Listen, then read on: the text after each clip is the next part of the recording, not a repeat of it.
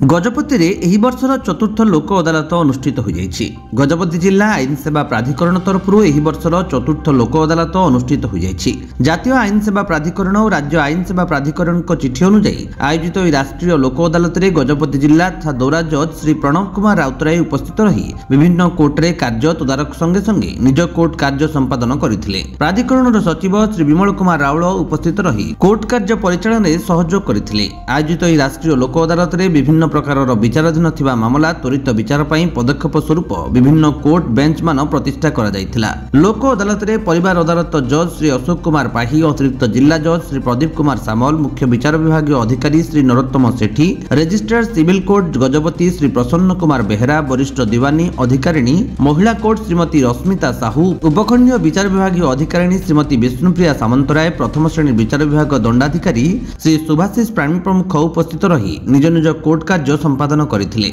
सेहीपरि Rao Udayagiri court रे आयोजित राष्ट्रीय लोक अदालत रे सब जज श्री पुण्यश्लोक रथ, प्रथम श्रेणी विचार विभाग अधिकारी श्री तरुण कुमार सेठी, मोहना कोर्ट प्रथम श्रेणी विचार विभाग अधिकारी श्री शुभजित बेहरा और काशीनगर ग्राम्य न्यायालय प्रथम श्रेणी विचार विभाग अधिकारिणी श्रीमती मोनालिसा बेहरा प्रमुख उपस्थित रही निज निज कोर्ट कार्य संपादन करथिले। आयोजित लोक अदालत रे राज्य आईन सेवा प्राधिकरण सह निर्देशक्रमे विभिन्न राष्ट्रीय बैंक अधिकारी माने मध्य उपस्थित रही विभिन्न बैंक संबंधी मामलार समाधान पई चेष्टा करथिले। आयोजित लोक अदालत रे जिला कोर्ट वकील संघ सभापति और संपादकों समेत समस्त वरिष्ठ वकील वृंद उपस्थित रही विभिन्न कोर्ट रे निज निज केस मकदमार सहयोग करथिले। एही लोक अदालत रे समुदाय 2900 केस को विचार को निया जाई 1618 टी मामलार त्वरित समाधान करा जायथिला एवं 32,96,63,500 टंका जोरिमाना आदाय कर जायथिला। एही लोक अदालत को कोर्ट कर्मचारी और प्राधिकरण कर्मचारी माने उपस्थित रही परिचालन रे सहयोग प्रदान करथिले। गजपतिरु रेणुबाला बेहरांक रिपोर्ट,